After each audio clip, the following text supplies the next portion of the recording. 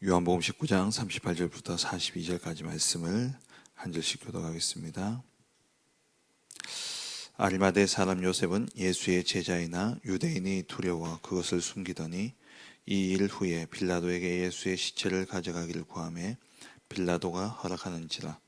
이에 가서 예수의 시체를 가져가니라. 밤에 찾아왔던 니고데모도 모략과 침향 섞은 것을 100리트라쯤 가지고 온지라.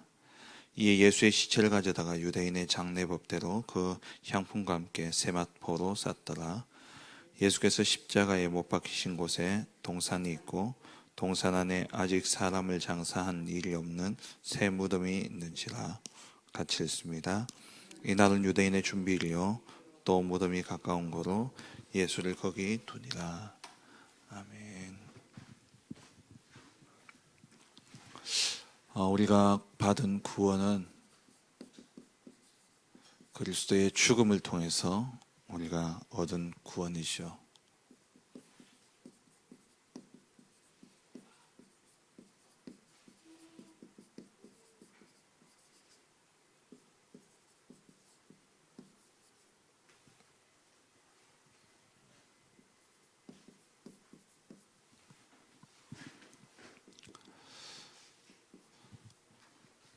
우리가 값없이 하나님의 은혜로 구원을 받았습니다. 하나님이 왜 우리를 구원하셨느냐? 우리가 거기에 대한 늘 질문과 답이 나와야 되죠. 왜 하나님이 나를 구원하셨을까? 그래야지 우리의 삶의 방향과 목적이 나오게 되어 있습니다. 내 인생의 방향과 목적, 이것이 늘 점검되어야 되죠. 그래야지 우리가 이 빠르게 변화되어지는 세상 가운데서 우리가 인생을 허비하지 않고 또 방황하는 그러한 인생을 살지 않게 되어지는 겁니다. 왜 하나님이 나를 구원하셨을까? 왜 하나님이 나를 저 죄악 가운데서 하나님 나를 창세 전에 택하시고 왜 나를 부르셨을까?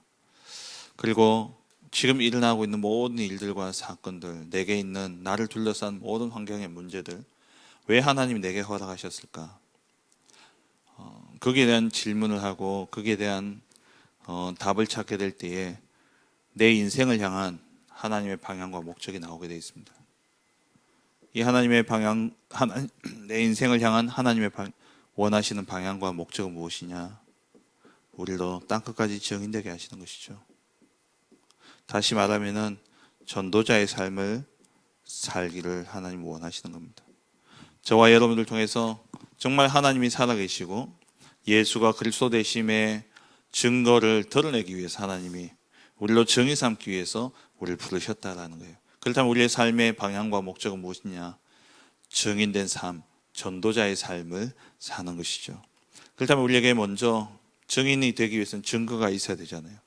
그 증거는 바로 내가 구원받은 증거입니다. 그래서 날마다 우리가 늘 확인해야 될 것이 내 안에 정말 이루어진 그 구원의 감사와 감격, 내가 받은 구원이 무엇인가를 늘 점검해야 되는 것이죠.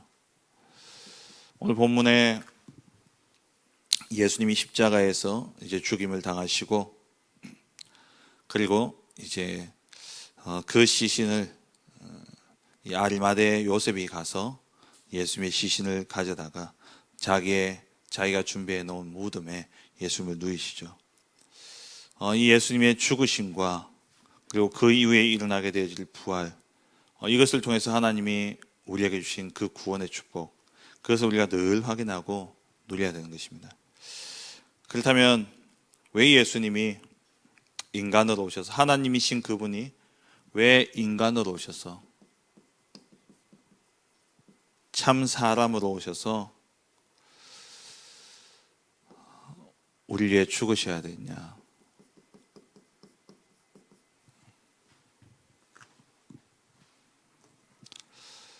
여기에 대한 이유를 분명히 알아야 됩니다. 예수님은 죽기 위해서 오셨습니다. 그리고 예수님은 부활하시기 위해서 오신 것이죠. 이 예수 그리스도가 참 사람의 몸을 입고 죽으신 이유가 무엇입니까? 예수님이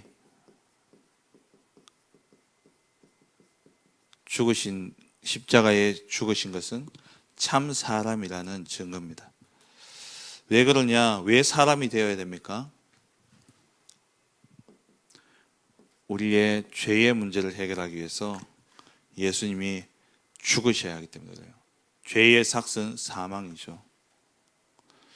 로마서 6장 23절에 죄의 삭은 사망입니다. 죄는 죽음으로서만 해결되어질 수 있습니다. 그런데 우리가 죽으면 끝나버리잖아요. 죽으면 끝나버린단 말이에요. 죄의 대가는 지불하지만 그 뒤에 우리의 인생은 없는 겁니다.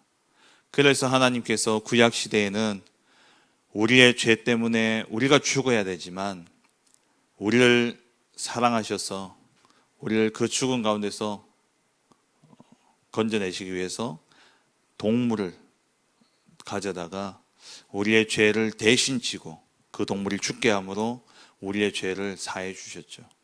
근데 이 제사는 매번 드려야 되는 거예요. 죄 지을 때마다 아침 저녁으로.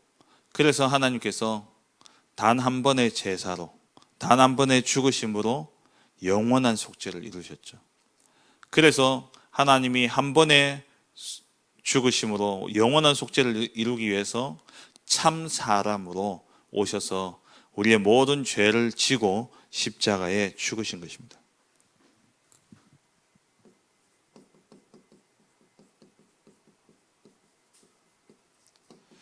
반드시 인성을 가지고 죽어야 됩니다. 사람으로서 죽어야 되는 것이죠. 그래서 하나님이 인간이 되어 성육신 하셔서 인성을 가지시고 그분이 십자가에 죽으신 겁니다. 그런데 이것을 믿지 않는 자들이, 믿지 못하는 자들이 많았죠.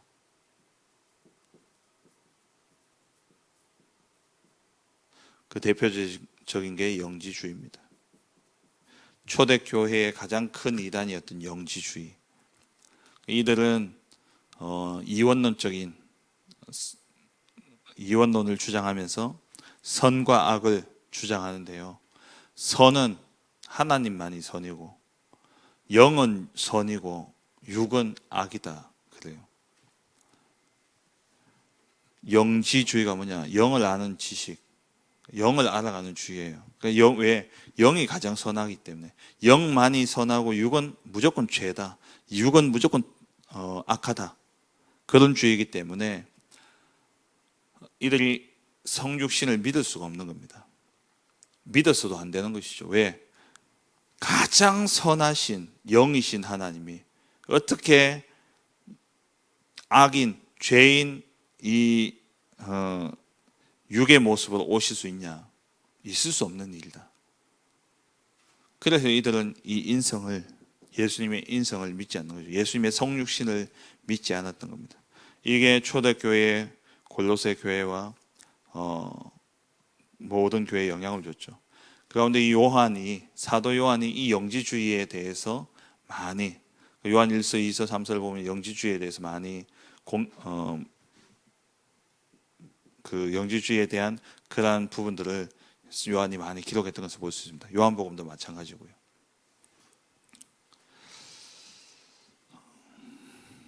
그래서 예수님이 인성을 가지고 이 땅에 오시지 않았다면 우리의 구원도 없는 것이죠.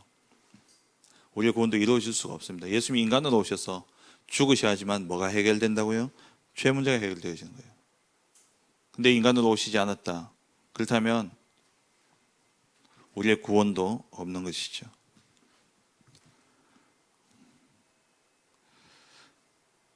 그래서 이 예수님이 참 사람이 되신 증거가 성경에 나오죠. 요한 1서 4장 2절에 이로써 너희가 하나님의 영을 알지니 곧 그리스도께서 예수 그리스도께서 육체로 오신 것을 시인하는 영마다 하나님께 속한 것이요. 예수 그리스도가 육체로 오신 것, 성육신 하신 것을 시인하는 자마다 하나님께 속한 것이다. 사도 요한이 이 당시에 영지주의가 워낙 판을 치고 있으니까 거기에 대해서 공격하면서 거기에 대해서 바른 신앙을 전달하고자 요한이 요한일서를 기록하면서 이렇게 이야기한 것이죠. 예수 그리스도께서 육체로 오신 것을 시인하는 영마다 하나님께 속한 것이다. 이사야 7장 14절에 처녀가 잉태하여 아들을 낳을 것이니 그 이름을 임마누엘이라 하라 그랬죠. 이 말씀이 그대로 성취되어진 것이 마태복음 1장 23절이죠. 그리고 요한복음 1장 14절에 말씀이 육신이 되어 우리 가운데 거하심에, 말씀이 육신이 되었다. 성육신을 이야기하는 것이죠. 그리고 빌립보서 2장 6절에서 8절에 그는 근본 하나님의 본체시나 하나님과 동등됨을 취할 것으로 여기지 아니하시고 자기를 비워서 종의 형체를 가지사 사람들과 같이 되셨고, 그러니까 자기를 비워서 종의 형체를 가지사 육신이 되었다는 말이죠. 그래서 사람과 같이 되셨고 사람의 모양으로 나타나사 자기를 낮추시고 죽기까지 복종하셨으니 인간으로 오셔서 십자가에 죽으셨음을 말씀하고 있는 겁니다. 그렇다면 왜 예수님이 인간으로 오셔서 십자가에 죽으셔야 됩니까? 왜 성육신 하셔서 죽으셔야 됩니까?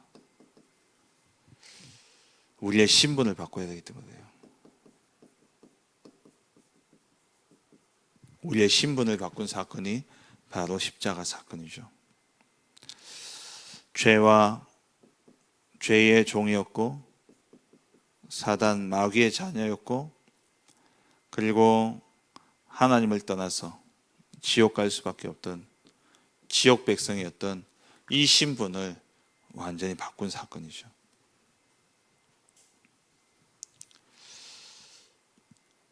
그래서 죄의 문제를 해결하기 위해서 예수님이 십자가에 죽으셔야 되는 겁니다. 사단을 이기기 위해서 죽음의 세력을 잡은 자 마귀를 이기기 위해서 죽음을 이겨야 되는 거예요.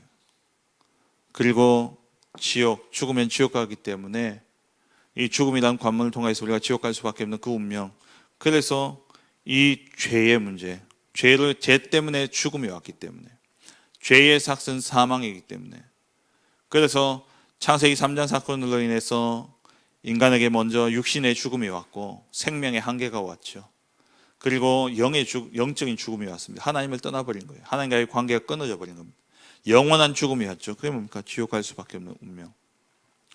그래서 이 죄의 문제를 해결하기 위해서는 피를 흘려야 되는 것이죠. 그래서 레위기 17장 11절에 육체의 생명은 피에 있다 그랬죠. 그래서 피가 죄를 속한다 그랬어요. 그래서 예수님 십자가에 죽으심으로 그냥 죽지 않고 피 흘리고 돌아가셨죠. 히브리서 9장 12절에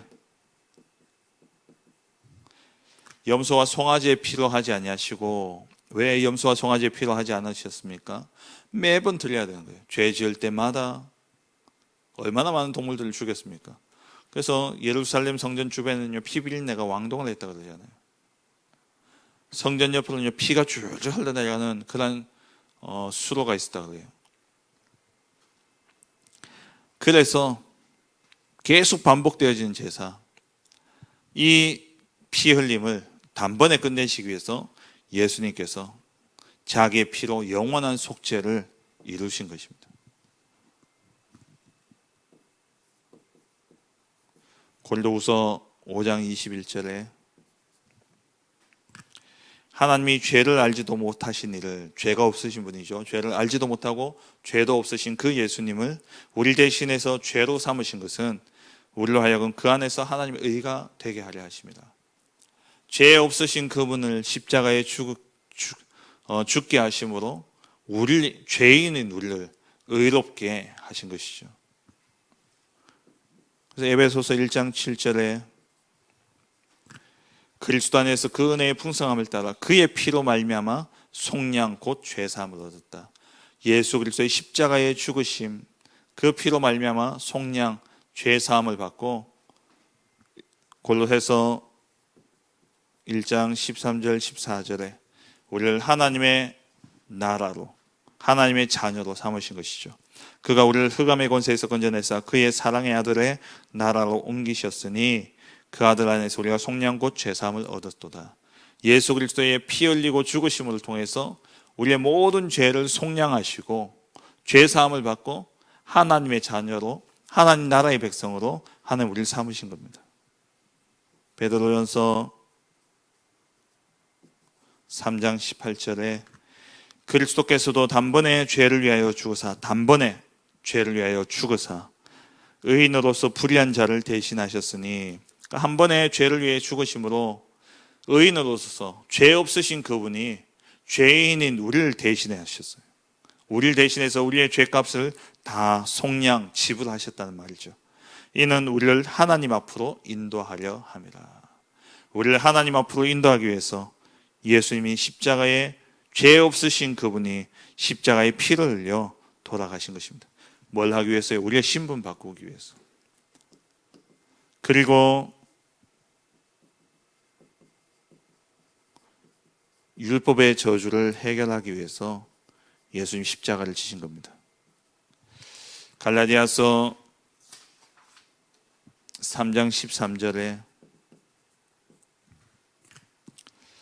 그리스도께서 우리를 위하여 저주를 받은 바 되사 율법의 저주에서 우리를 속량하셨으니 기록된 바 나무에 달린 자마다 저주 아래에 있는 자라 하였습니다. 예수님이 십자가 나무에 달리셔서 죽으심으로 율법의 저주에서 우리를 속량하셨다 그랬어요. 율법의 저주가 뭡니까? 우리의 죄를 낱낱이 드러내는 거예요. 율법은 죄를 드러내고 정죄하는 겁니다. 그러니까 날마다 죄만 정죄만 받으니까 죄 사함은 없고 죄에 대한 정죄만 받으니까 사람이요 어떻게 되겠습니까? 그게 저주인 거예요. 창세기 3장에 선과 악을 알게 하는 나무의 실과를 먹음으로써 우리가 받은 저주가 뭐냐면은 매 순간 죄 문제를 해결할 능력도 없으면서 맨날 죄를 따지고 있는 겁니다. 그것도 선과 악에 대한 분명한 기준도 없으면서 옳으니 또 그러니 맨날 그걸 따지고 앉아 있는 거예요. 그게 저주입니다. 그게 저주예요. 저희 친척 중에 판사님이 계셔가지고 그때 관사에 갔더니만요, 거실 하나에 그 진열장 있는데 다 술이에요, 술. 그것도 독한 위스키로 쫙 채워져 있는데 보니까 그게 그냥 전시한 게 아니라 다 병이 따져가지고 다 먹다 남은 거예요. 왜 그러냐? 사람의 생명을, 그러니까 자기가 뭐라고 사람을 죄를 정죄합니까? 자기도 죄인인데 거기에 대한 그 부담, 왜 자기 말 한마디, 자기 판결 하나에 한 사람의 생명이 왔다 갔다 하고 한 가정이 무너질 수도 있고 한 사람의 인생이 좌우되지잖아요. 그걸 판단하는 게 여러분 판사 대단하다 멋있다 아니라니까요. 그것만큼 괴로운 힘든 그러한 직업이 없어요. 창세기 3장 사건의 저주, 우리가 맨날 죄 문제를 해결할 능력도 없으면서 죄를 따지고 살아가는 겁니다. 그 율법의 저주에서 그리스도가 우리를 해방하신 겁니다. 우리는요 죄를 따지고 정죄할 신분이 아니라니까요. 우리는 용서하고 살려야 되는 신분이지 죄를 따지고 정죄할 그러한 신분이 아닙니다. 그게 저주예요. 그게 저주. 그리고 십자가에 죽으신 이유는 우리를 하나님의 자녀 삼으시기 위해서 십자가에 죽으신 것이죠. 갈라디아서 4장 4절에서 6절에 때가 참에 하나님이 그 아들을 여자에게서 나게 하시고 율법 아래에 나게 하신 것은 율법 아래에 있는 자들을 속량하시고 율법의 저주에서 우리를 건져내시고 우리로 아들의 명분을 얻게 하려 하십니다. 우리로 하나님의 자녀의 신분을 얻도록 하기 위해서 예수님께서 십자가에 돌아가신 것이죠. 그래서 요한복음 14장 16절에 우리로 하나님 자녀 삼기 위해서 하나님이 우리 안에 들어오셨습니다. 보혜사 성령으로 우리와 영원토록 함께 하시면서 우리를 인도하시고 고린도전서 3장 16절에 우리를 하나님의 성전 삼으신 것이죠. 그리고 예수님이 십자가에 죽으신 이유는 영원한 속죄를 위한 겁니다. 단번에가 아니라 영원한 속죄를 이루기 위함이죠. 그래서 히브리서 9장 12절에 염소와 송아지 피로 하지 아니하시고 자기의 피로 단번에 영원한 속죄를 이루셨다 그랬죠. 예수님의 이름 자체가 뭐냐? 구원자잖아요. 마태복음 1장 21절에 아들을 낳으리니 그 이름을 예수라 하라. 이는 그가 자기 백성을 그들의 죄에서 구원할 자입니다. 히브리서 10장 12절에 오직 그리스도는 죄를 위하여 한 영원한 제사를 드리고 하나님 우편에 앉았다 그랬어요. 죄 문제를 해결하기 위해서 한 번의 죽으심으로 영원한 제사를 드리셨다.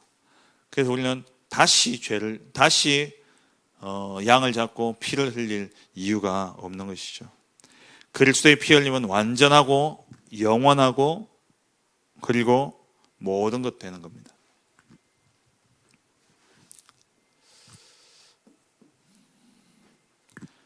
그리고 이 예수님의 죽으심은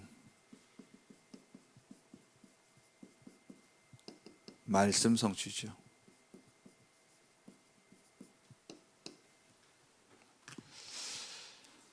창세기 3장 15절에 여자의 후손이 와서 뱀의 머리를 상하게 하겠다. 여자의 후손으로 오셨어요. 동정녀 마리아에게 나시고 그 마리아의 몸에 성령으로 잉태되어 오신 것이죠. 그 말씀을 그대로 성취한 겁니다. 그래서 창세기 1장 23절 처녀가 잉태하여 아들을 낳으니 그 이름을 임마누엘이라. 창세기 1장 18절에 마리아의 몸에 성령으로 잉태되었다 그랬죠. 여자의 후손으로 오실 것, 이 말씀을 그대로 성취하셨고, 출애굽기 3장 18절에 희생 제물, 또 출애굽기 12장 5장 이후에 넘어가서 12장에 유월절 어린 양, 희생 제물, 그 그리스도께서 십자가의 죽으심으로, 피 흘리고 죽으심으로 영원한 속죄를 이루신 겁니다. 그대로 성취하셨죠. 그리고 이사야 53장 5절에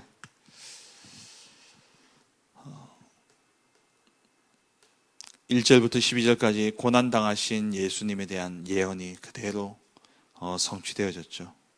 십자가에서 고난당하실 것에 대해서 1절에서 12절에 예언되어졌던 그 말씀 그대로 예수님 고난당하시고 십자가에 죽으셨습니다. 그리고 이사야 25장 8절에